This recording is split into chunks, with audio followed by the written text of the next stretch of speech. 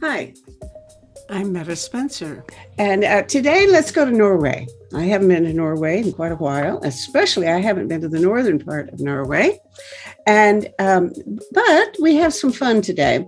I About 10 years ago, or a little less, I was on the steering committee of the International Peace Bureau, which is the oldest sort of umbrella organization of peace movements in the world. And they always meet, or usually meet, in Europe, in one of the lovely cities of Europe. And so I was going 3 times a year to meetings for 3 years.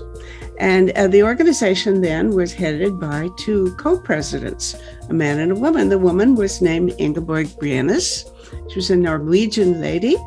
And although we were in many meetings together, I never had an opportunity to sit down just one-on-one and have coffee and get acquainted personally. So I've been wanting to do that for years. And I think when people get acquainted, other people can listen in and sometimes enjoy the experience.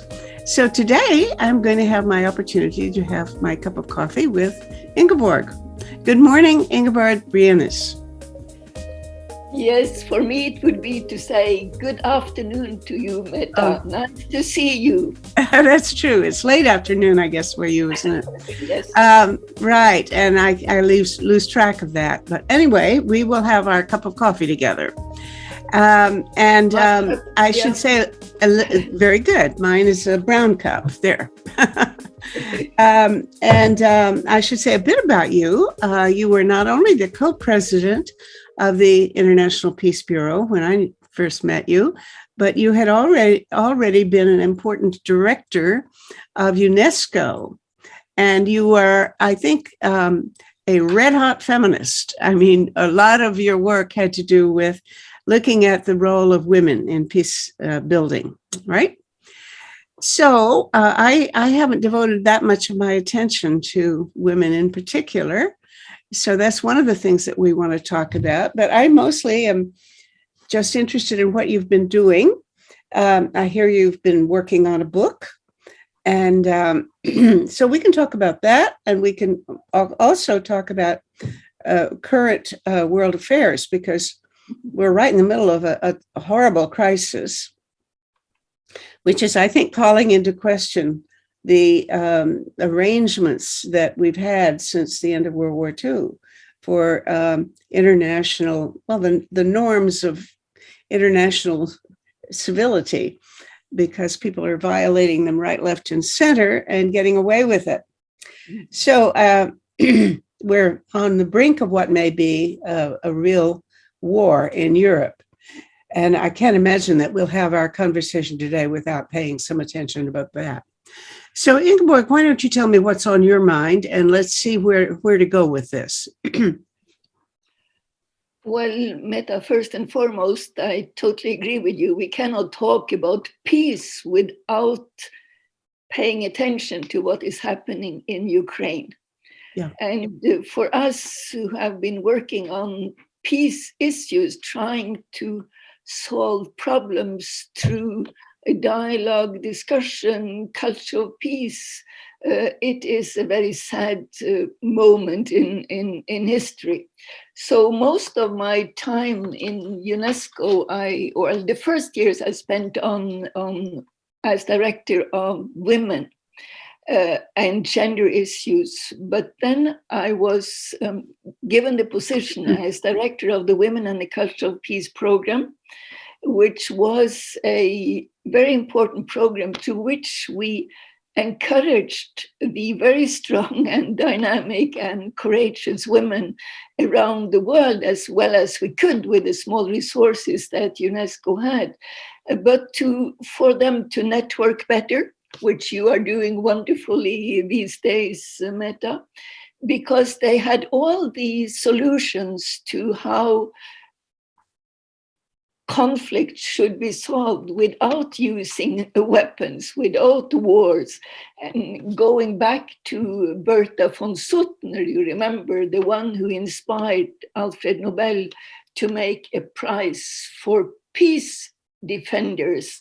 And Bertha von Suttner, she said in her very famous book called Down with the Weapons, that we have to create an active disgust for war. And this active disgust for war, I think we have to push these days, because there are so many warmongers using a narrative that brings us to a situation where fruitful discussions is not possible anymore. The silent diplomacy is almost gone. It is a diplomacy in front of the media, screaming positions, which makes it very difficult to get out of. And the women have always been a how shall I put it, eager to promote a different type of security, the human security that Canada and Norway have been famous for promoting for so many years.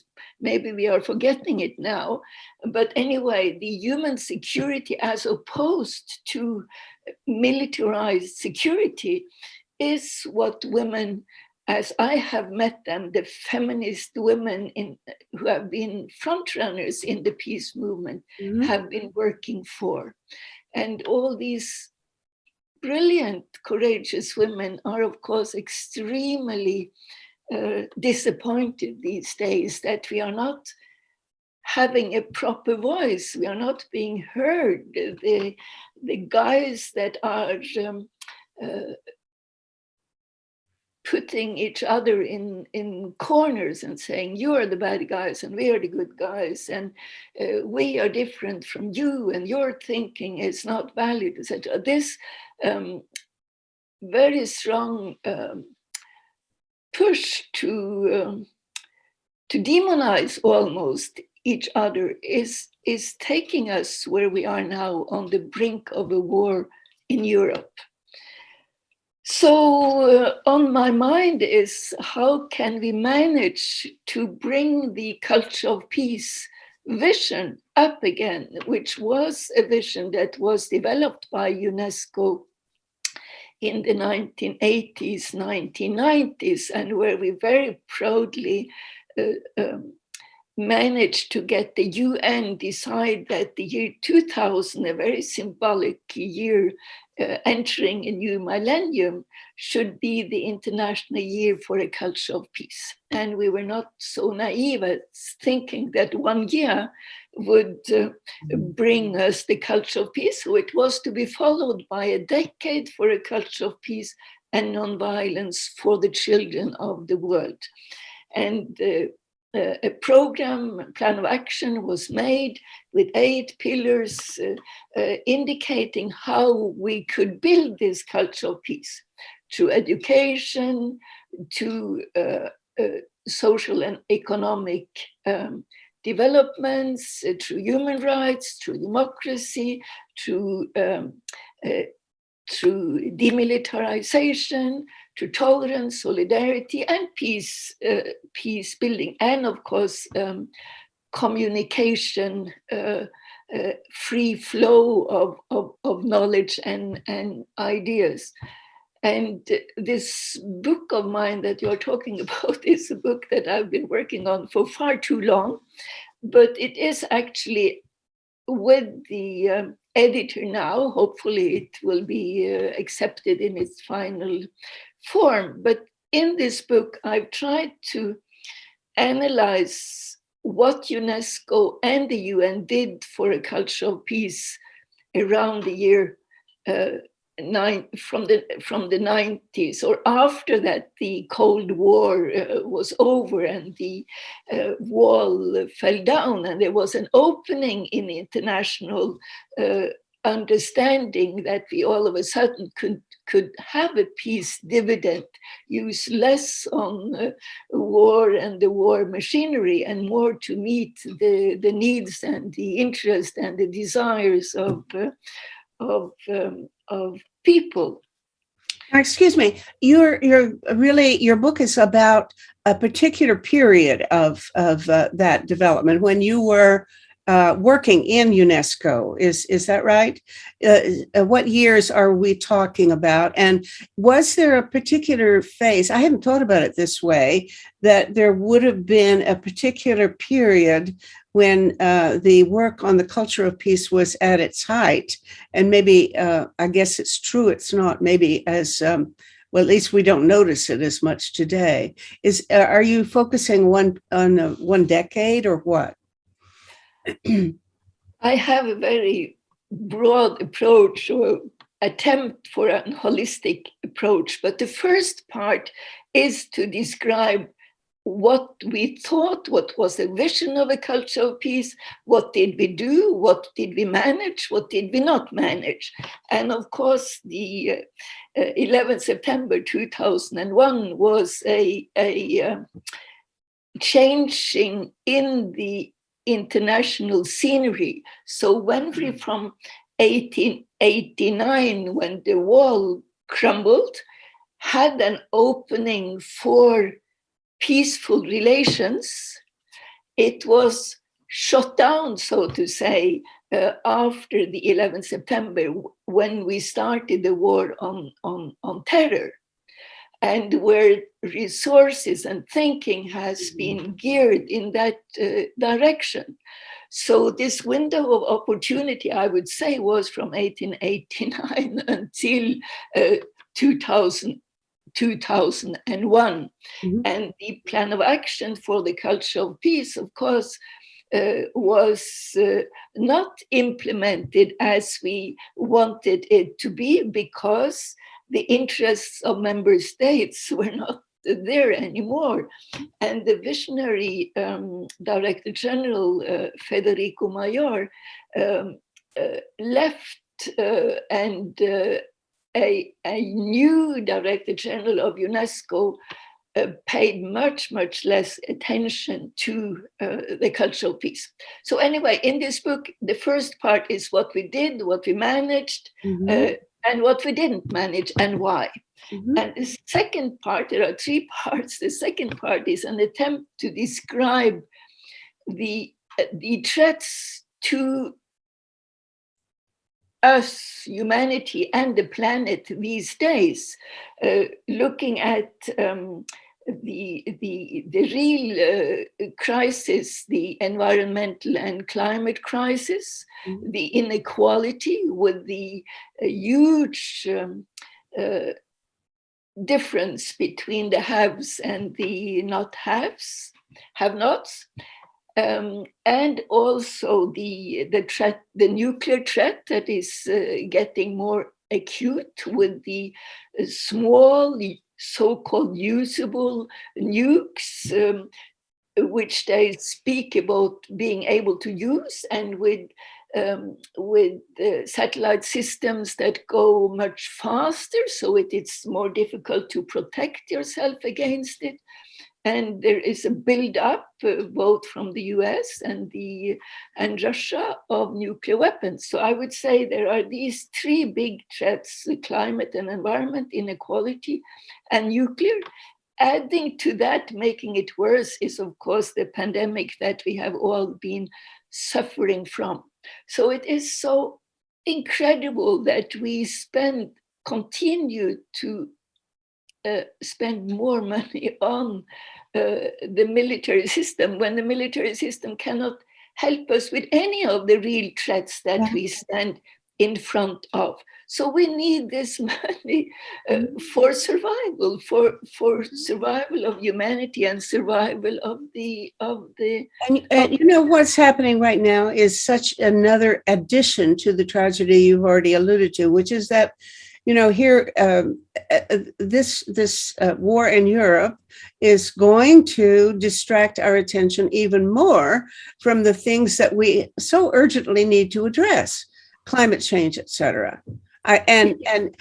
You know, one thug with a bomb or an airplane that can crash into a skyscraper can completely disrupt the agenda for what humanity has to address.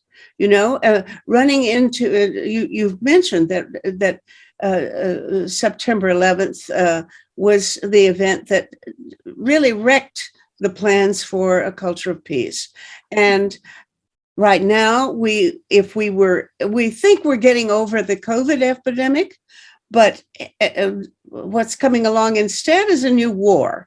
And it's going to distract us completely from the fact that we have such an urgent need to handle some of these other issues, and especially climate change. It's very disturbing that way.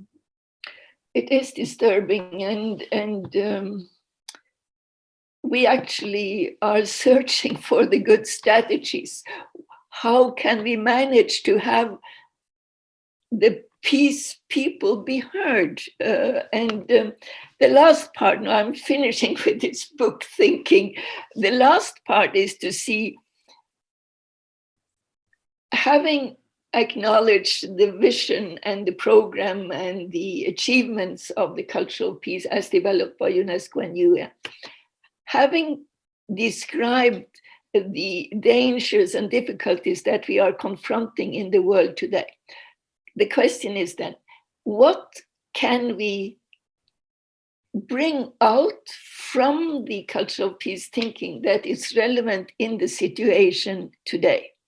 And we have spoken a little about the International Peace Bureau, IPB. And one of the things that I'm happy that IPB is working on now is to go back to the Palme Commission 40 years back, which came up with a suggestion for common security, which actually helped the thinking of Mikhail Gorbachev in his Glasnost and Perestroika. And imagine, Meta, if the West had listened carefully to Gorbachev and properly taking his invitation for common security as described further in the Palme Commission seriously. We would have had an understanding that nobody is secure unless everybody is secure. We are not secure if the neighbor is not secure. That is relevant for the pandemic, the COVID, as it is relevant for security. And it is so obvious that we need to develop structures that provide security for everybody. Instead, we do the total opposite. We develop structures where we have this confrontational approach, which should have been obsolete. I mean, imagine we are speaking about war as if it is normal. It should be something that was on the way back in history, something that we had matured away from. Yeah. So, but really, the big question for me is how do we manage to change the heads of these warmongers? And we don't have the answer to that. Over the last 3-4 years, we have tried in the Nordic countries to develop a program that we call Neighbors as Friends, Not Enemies, where we went to Russia, some 30 peacemakers, to show that not everybody in the West are Russophobic, and that we wanted closer cooperation. And we met with people in Moscow, we met with people in St. Petersburg, we met with people elsewhere. And out of this, we have developed a network of Nordic and Russian peacemakers, which is to me encouraging. And we have had 2 quite big meetings in Oslo with people from all the Nordic countries and from both the northern part of Russia and St. Petersburg and Moscow. So, but I mean, it is perhaps just a drop in the ocean, and we all write, we speak, you have your voice being heard through modern media.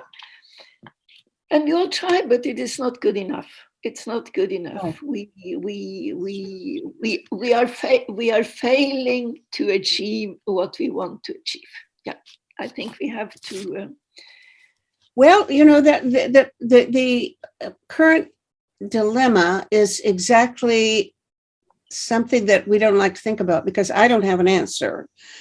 When a thug, somebody wants to create a war, and I can see that I would be first to say that some of the decisions made by Western countries have had played into and created the conditions that that have we're not innocent. In other words, especially countries in NATO or not. And way back, even I would say, starting with Clinton, there was a real departure from some of the principles that should have been so important, and with the move, the expansions of NATO and so on.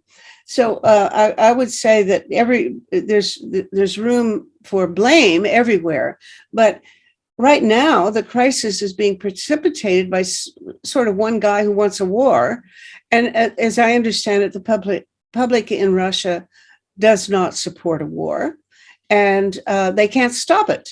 And we can't stop it. I feel extremely powerless. Yes, I can spend all my time talking to people about alternatives to war and how we can solve various problems, but I can't stop it.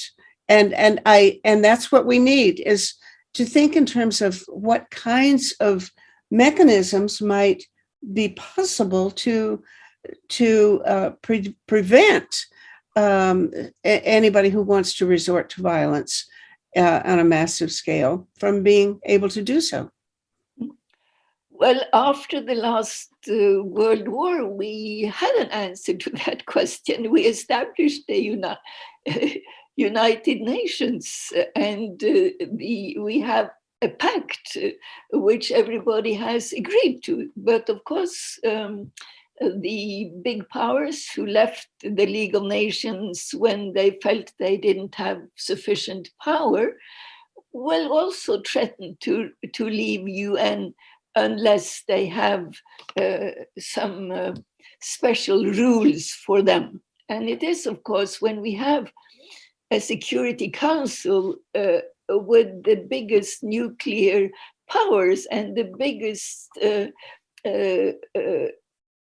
war machineries, the biggest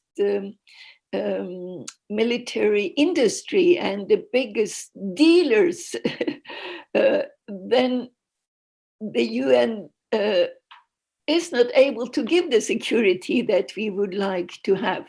So, of course, I mean, we all have been complaining over years that the UN says in the opening words, we the peoples, and we have said in the UN, we the people are not sufficiently represented. It is the member states. But now even the member states are overrun because it is the big multinational corporations that sneak in, because the countries are so poor that they cannot keep the UN going. And that gives space to the multinational corporations who are also here able to get their ways. But still, I think as peace activists, we have to do whatever we can to strengthen the hands of the UN. And have anybody said that we should send UN peacekeepers to Ukraine? There has been a war going on, more or less, over the last 8 years. We have had OSCE, the Organization for Security and Cooperation in Europe, in there to monitor the situation. We get information to the degree that they have been able to to monitor and watch the developments. But we should, of course, have had the UN peacekeepers into the eastern part of Was Ukraine. that ever even proposed? I have not ever heard anybody say that the UN peacekeepers should go into, say, Donbass. I haven't either, but it should be obvious. But the problem is that the North Atlantic military pact, NATO, is going global, and they are doing their very best to sideline the UN, to have all the power to say that it is NATO. We cannot go into Ukraine because Ukraine is not member of NATO, but we can go into all the the countries around, and we can send weapons. I mean, US has sent an enormous amount of weapons into Ukraine. And when the media speaks about 150,000 Russian troops along the border, there are at least 150,000 Ukrainian soldiers on the Ukrainian side of the border with quite heavy weapons that have been shipped in. So I think we have to get rid of this NATO. The sooner the better. Okay, now you mentioned the OSCE, which is a good thing that you brought that up, and because you may be better informed about their current recent activities than I am. I'm thinking of that period that you're talking about, the end of the Cold War, when my vision and that of many of the people, I was very involved with the Helsinki Citizens Assembly at that time, and our vision was that the OSCE would be the new so-called security structure, not NATO. You know, we didn't think in terms of NATO, but it was going to be the OSCE that was going to have a calming effect and a stabilizing effect. And all the countries of the northern part of the world belonged to it. So it was not just Russia, but it was all North America and Europe, et cetera. And so I was very hopeful at that time. And of course, OSCE still exists and does send observers to monitor elections and so on. But recently, somebody in a conversation I participated in mentioned that there had been two different proposals for the solution of the conflict between Russia and Ukraine, one being the Minsk Agreement and the other being the OSCE. Now, I'm not aware of any procedure, any certainly no treaty or anything of that kind, but I'm not aware of any agreement or document that was established as the way forward by UNESCO, or rather, not UNESCO, but OSCE. Do you know anything about such a thing? And where have I been? I've been missing the ball. If there's something that I should have been noticing that they have been doing that would be an alternative to what I think is the issue now, is that the Ukrainians simply have not wanted to follow through with their, they signed the Minsk agreement, agreed to it, and then they haven't lived up to it, don't want to live up to it, and nobody in other countries in Europe or North America or elsewhere have been pushing them to do so. So the Minsk agreement is really what is the big question mark. And the issue, I gather, that's led to this situation. Tell me what alternatives exist. Maybe besides the OSCE, there are other policies that have been put forward that I don't know about at all. Well, I think we have to admit that the OSCE is weaker than we would have liked to see, and that there has been political difficulties in the OSCE. Some of the Eastern European countries are quite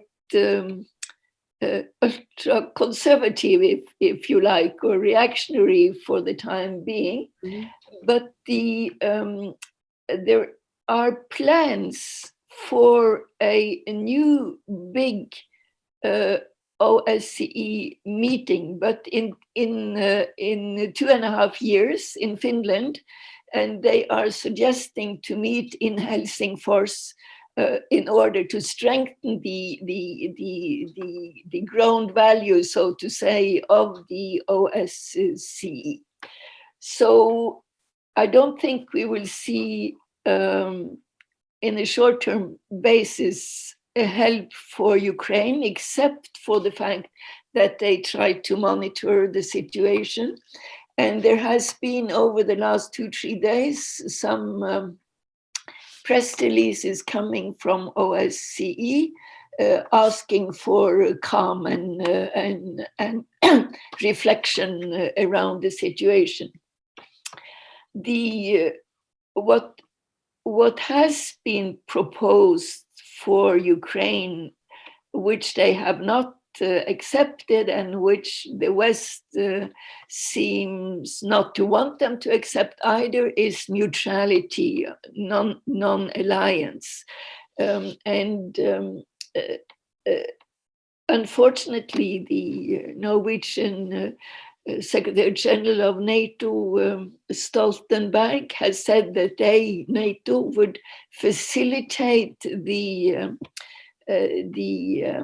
entrance of Ukraine to NATO, which is a total red flag for Russia, who is afraid of having NATO even closer. I mean, Poland and the Baltic countries, etc., etc. And this idea of neutrality, like with Austria previously, who became a non-aligned neutral country and managed the situation after the war by being neutral, the same type of construction could be put in place for Ukraine. And I don't think that Putin wants a war. I think he is upset by the fact that he or Russia over so many years, and they have an excellent Minister of Foreign Affairs, Mr. Lavrov, who has been instrumental in avoiding conflicts on many occasions. I think that he wants to be heard and have the same dignity of the international scene as other countries. And if he's being pushed into a war now, it would be a disaster for him, for, of course, the Russian people that do not want war. They have had, contrary to the US, they have experienced war on their soil so many times. They lost 27 million people in the last World War. Yeah. So they don't want war, and they certainly don't war on their soil. So in Norway, we have a border with Russia. And this border has been open for years, where people could pass without a passport, really? Strong cooperation, etc. And today, our Minister of Foreign Affairs is in Kirkenes, which is on the border of Russia, for a meeting strengthening the cooperation in the north. So I'm crossing my fingers that Norway will manage to keep that border open for proper dialogue. And if that can be an inspiration for other borders with Russia, it would be wonderful. And we had negotiated a dividing line in the North Sea a few years back, deciding on where to fish, where to dig for oil, where to dig for minerals, etc., which was an exemplary agreement between a small country like Norway and a big country like Russia. And in what is called, which you certainly know, the Arctic Council, both Russia and the US, Norway, Sweden, Canada cooperate, and they have tried to ban political issues from the Arctic Council and cooperate on the challenges of the environment in the north, fisheries, etc. So, and it's been pretty successful in that there's a lot of cooperation in the north, right? Yeah. So we are very afraid in Norway right now because our previous very conservative government has made an agreement that has to pass in Parliament this spring, opening for 4 US bases in Norway, where the US would have the ultimate control of these areas. And of course, that would also be a red flag for our neighbors. Mm-hmm. And by the way, what is Norway's relationship with NATO? I always think of, all the Scandinavian countries as exemplary and the most peace-loving countries in the world, but we do have NATO. What's the situation there? The situation is I would say, with one word, it's quite bad, because we had an ultra-conservative government until last autumn. That government was, by definition, pro-NATO and pro-militaristic solutions. Mm-hmm. And with our former prime minister, so the Social Democrat Stoltenberg, as secretarial head of NATO, many Social Democrats do not dare or do not want, I don't know, to voice their opposition to NATO, because our Social Democratic former prime minister is there. But from a peace movement perspective, there are stronger and stronger opposition to NATO. But we don't know, there hasn't been any polls lately. So if there is a majority, I don't know. There is a majority that is furious that Norway has not signed the UN treaty on nuclear weapons. And that was by the government said that it was because of our NATO affiliation that or membership, that we couldn't do it's that. The same argument that we hear in Canada. I think they're I don't know of any political party except maybe the Greens that would say that Canada should get out of NATO, because it would not be a popular move. Even though the great majority of Canadians want us to abolish nuclear weapons and would certainly like Canada to sign the TPNW, the majority of people still would say we should belong to NATO. So getting out of NATO is politically not in the cards in Canada. But the alternative argument is that Canada, through its membership in NATO, could have more influence over NATO's policies and get it to change its policies vis-a-vis nuclear weapons in Europe. And as you've already mentioned, the development of new nuclear weapons that some people argue could be used as battlefield weapons and so on. Mm-hmm. So I think that's the negotiating issue now, that we would say, some people would say, if we stay in NATO, this gives us an opportunity to have a voice in NATO policy and to even possibly be the first to change NATO's policy. But maybe, Is that, wishful thinking. yes, yes, but if I think no, not really. I think if any one member country in NATO were um, to make a strong demand that NATO's policy changes, that it would break a logjam, and there'd be other countries that would join in. That's maybe I'm wishfully thinking.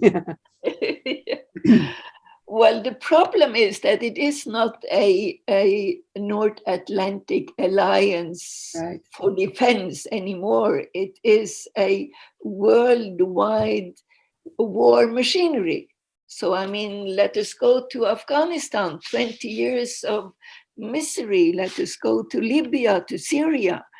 So, I don't want to change it. I want to get rid of it. Well, I wanted to get rid of it when they were getting rid of the WTO. I thought, well, if you abolish the Warsaw Treaty Organization, this is the time to get rid of NATO too. But they were not. I mean, instead, I remember going to a conference in Prague, and all of my friends who I'd been involved with the Helsinki Citizens Assembly and had lots of contacts with former pro democracy dissidents in the Eastern countries. And here they were all on beating the drums to join NATO all of a sudden, immediately after the end of the Cold War. Or it wasn't even quite over. They were wanting to join NATO. So I was just astounded. I remember standing up and saying, "Who are you guys? I thought I knew you." Exactly. But we cannot let NATO take over for the UN, because that is what they actually want to do. And then we don't have one country, one voice. We don't have democratic decisions. I mean, the military industrial complex is the black hole of universe. It is for the few guys who decide on what is the fate and the future of the world. But you're right. But so go back to the UN, and what do you have? You have the Security Council, and as you pointed out, the Security Council is run by NATO. I mean, by nuclear powers. So I mean, unless we get some reforms in the UN or some alternative structure that would do what the UN has very little prospect of being able to do, that would be a global institution, and that would have legitimacy and would represent the people of the world and not the nations of the world. Because I think that's our problem. The people who are making all the decisions are doing so on the basis of the interests of particular countries to have a certain amount of territory and gas pipelines and whatever, instead of the interests of the citizens of the world as people. So I would say, let's build a parliamentary assembly with people represented, not nations, as one element of creating an alternative to not only the NATO, but also the defective UN. Yes, I agree with you on that. And I also think, which I think is possible already, to take more of the responsibility for security from the Security Council and back to the General Assembly. That would change already quite a lot. And if you again go back to where do you put your money? I mean, if we spend $2 trillion a year on the military, that corresponds to some 630 years of the UN regular budget. How do you want the UN to do its work if there is such an imbalance?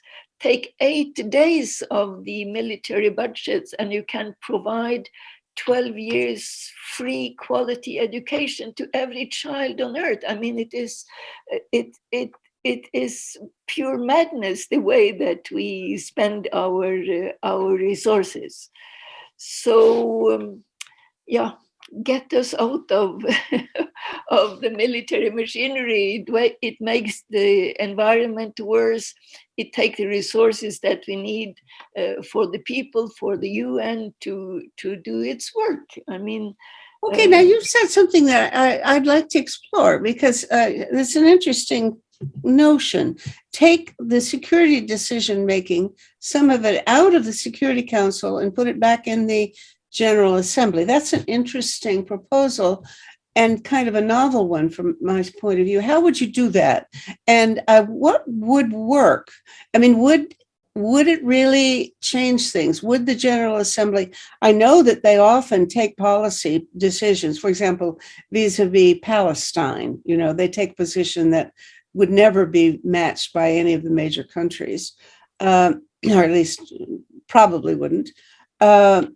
So has anybody proposed how you could change the location of decision making so that the General Assembly had more to do with the decisions that the Security Council is doing?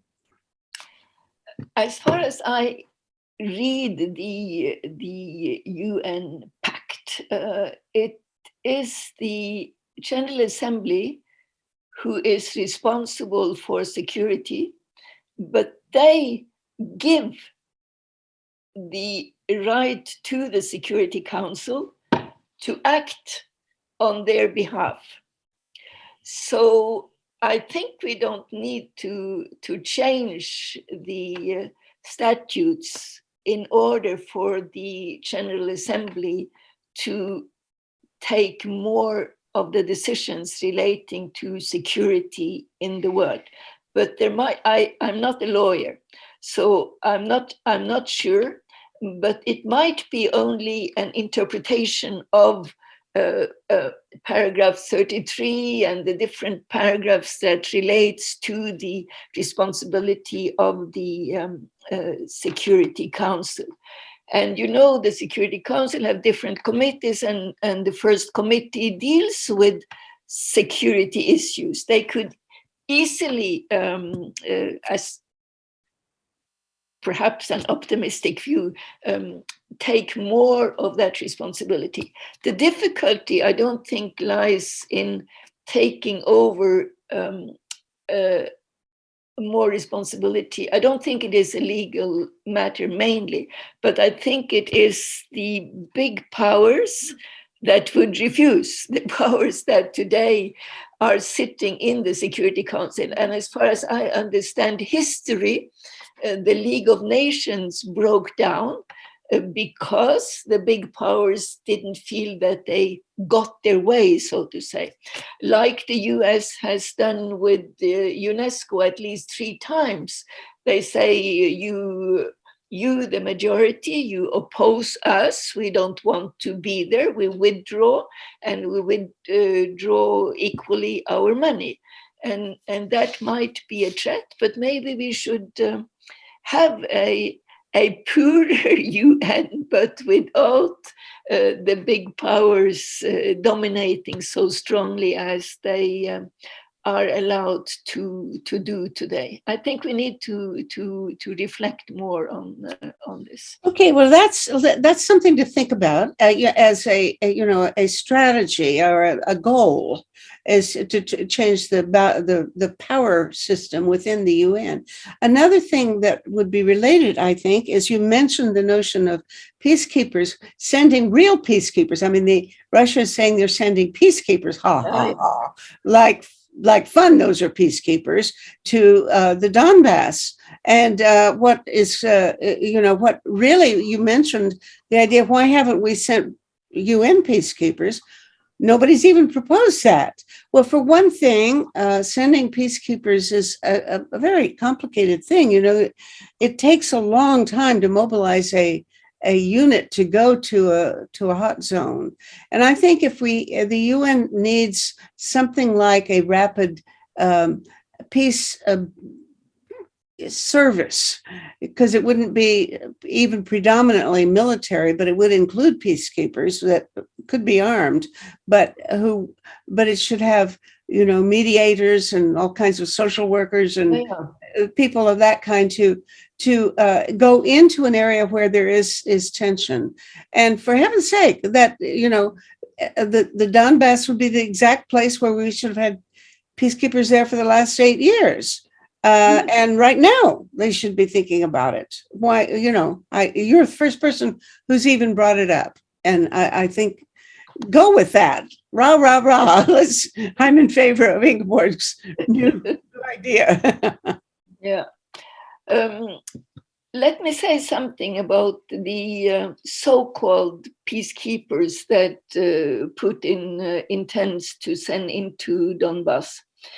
If you look at the situation in Ukraine, there is a 30%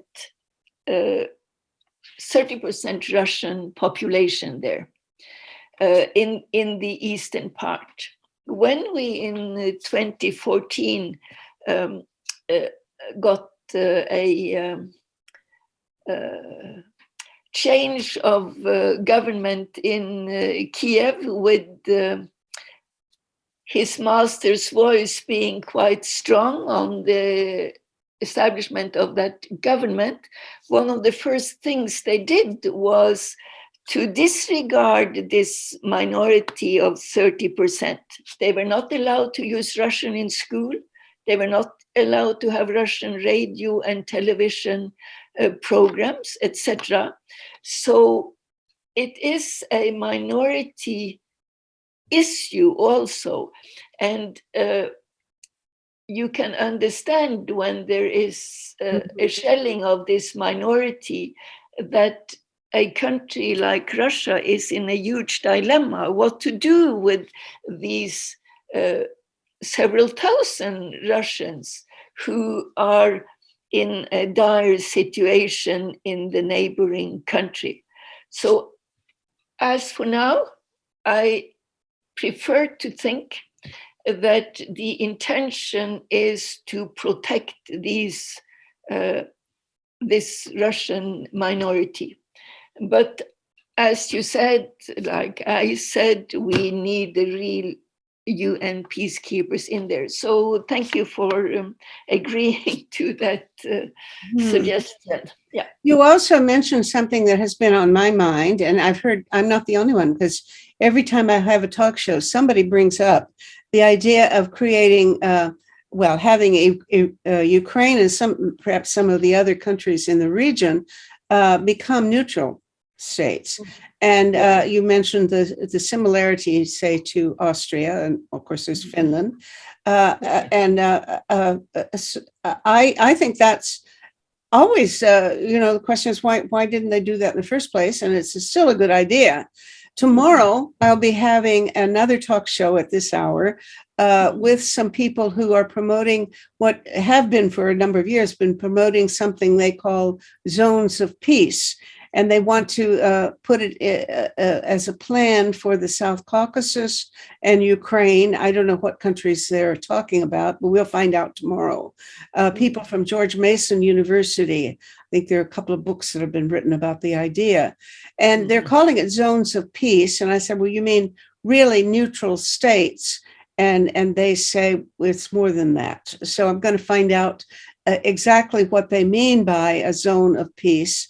But it would certainly be one that would take account of the fact that, it'd be sort of based on the common security notion that indeed Russia has some real legitimate reason for concern about being threatened from abroad, not wanting NATO or any other aggressive alliances to encroach in its former sphere of influence.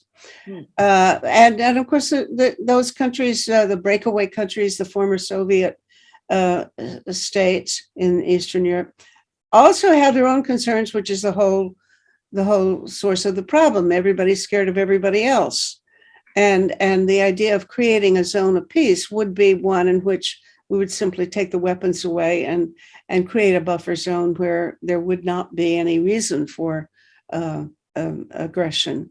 Tell me what you think of that, if without knowing any more than I've been able to tell you. No, no, absolutely. I mean, we have all these nuclear-free zones already, and almost the whole southern part of the world are nuclear-free zones. I just reread the Gorbachev speech in Murmansk before the end of the Cold War, where he was suggesting a nuclear-free zone in the Arctic. Mhm. I mean, there should be lots of these zones. Mhm. Um, the world should be such such a zone. So Some of our it's Canadian pugwash friends have been working on a nuclear-free or NFWZ, nuclear yeah. weapon-free zone in the Arctic for many years. I don't think it's going anywhere because, of course, partly because the nuclear submarines that Russia maintains are based in the Arctic or in Murmansk and the Kola Peninsula. So that's one of the reasons, but there's just not been the kind of enthusiasm as you say, the culture of peace has kind of dwindled, and the liveliness of demand for peace has diminished over the years. So we have to rekindle it, and you're a partner in that. Yeah. Yes. Then Okay, we have work to do. we indeed do, and it's a fun job. Thank goodness we have something to occupy ourselves in our old age. At least I do. You look great. So continue the good work, Meta, and You too. we'll keep contact and I want to. exchange and inspire each other. I want to see your book when it's out, or if you can give me the title right now, I'll put it on a title thing at the end. Do you Well, know? it is in Norwegian, so I don't think you will have much fun. But it is, if you translate, it's called Culture of Peace, Utopia, or an Alternative Security Policy. Well, it sounds good, and I would love to see you translate it. So maybe we'll get some précis from it anyway. Okay. It's been great to get acquainted finally. You know, we still haven't talked about personal things like your own history and so on, but we'll do that another time. Okay. Thank you so much for everything you do, Ingeborg. It's really a blessing to be a partner. Take care. All the best. Keep well. Bye. Bye. Project Save the World produces one of these shows 3 days a week and sometimes more. This is episode 415. You can watch these or listen to them as audio podcasts on our website, tosavetheworld.ca. Eventually, we even post the transcripts there. And when you get to the website, look around, because we have conversations going on there all the time about 6 global issues, plus potential reforms in governance, economics, and civil society. To find a particular talk show, enter its title or episode number in the search bar, or the name of one of the guest speakers. After you've watched or listened, scroll down and share your thoughts about the show with the other viewers, and because this is the place for dialogue, and I want you to join in. See you there.